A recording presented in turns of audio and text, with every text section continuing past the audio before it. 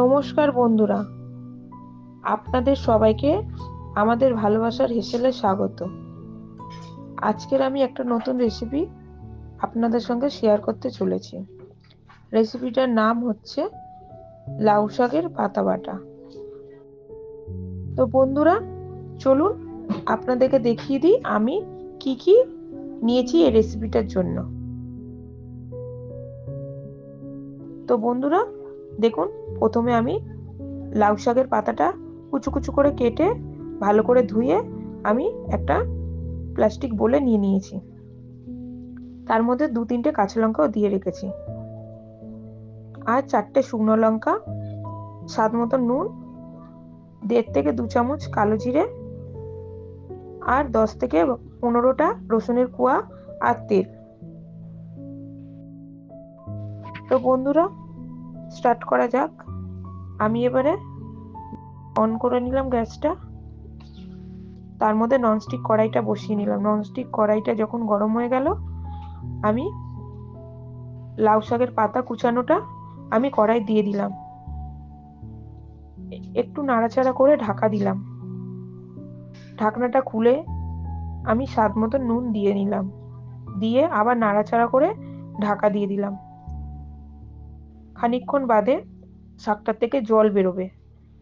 জলটা যতক্ষণ না শুকাবে ততক্ষণ আমি মিডিয়াম আঁচে ওটা নাড়াচাড়া করতে থাকবো। জলটা দেখবেন যখন শুকিয়ে এসছে তখন আমি গ্যাসটা অফ করে দেবো, দিয়ে আমি একটা বলে ওটা রেখে দেবো।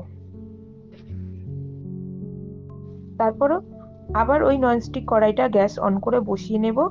নিয়ে তার মধ্যে যে শুকনো লঙ্কাটা রেখেছিলাম 4টে, ওইটা কড়ার মধ্যে আগে দিয়ে নেবো। দিয়ে একটু নাড়াচাড়া করার পর রসুনটাও দিয়ে দেবো।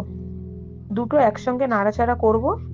করার পর একটু যখন শুকনো লঙ্কাটা ভাজা ভাজা মতন হয়ে যাবে বা রসুনটাও ভাজা ভাজা হয়ে যাবে, তখন আমি কালো জিরেটা 1 চামচ মতন দিয়ে নেব। দিয়ে একটু নাড়াচাড়া করেই মাত্র নামিয়ে দেবো। আমার কালো জিরে, রসুন আর শুকনো লঙ্কাটা ভাজা হয়ে গেছে। আমি ননস্টিক কড়াই থেকে আমি একটা কাচের বোলে ঢেলে নিলাম। আমি এখন শিলনোড়া নিয়ে নিয়েছি। তার মধ্যে যে ভেজে রাখা শাকটা কাচের বোল থেকে আমি শিলে নিয়ে নিলাম, আর তার সঙ্গে রসুন, কালো জিরে, শুকনো লঙ্কাটা ওইটাও আমি শিলে নিয়ে নিলাম। নিয়ে আমি এবার বেটে নিলাম।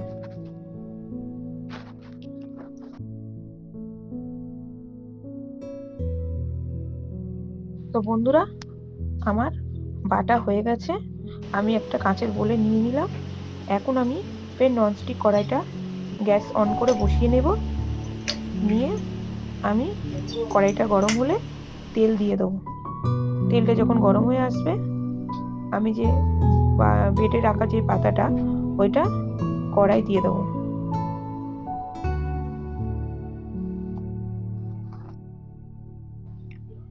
তো কড়াই নাড়াচাড়া করে আমি পাতা বাটাটা নামিয়ে নেব। তো আমার রেডি পাতা বাটা।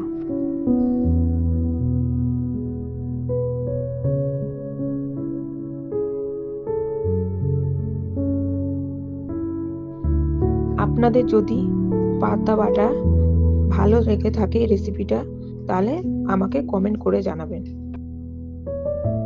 আপনাদের যদি ভিডিওটি ভালো লেগে থাকে তাহলে অবশ্যই লাইক, কমেন্ট, শেয়ার করে চ্যানেলটি সাবস্ক্রাইব করে দেবেন এবং বেল আইকনটি ক্লিক করে দেবেন আরও নতুন নতুন মজাদার রান্নার ভিডিও পাওয়ার জন্য।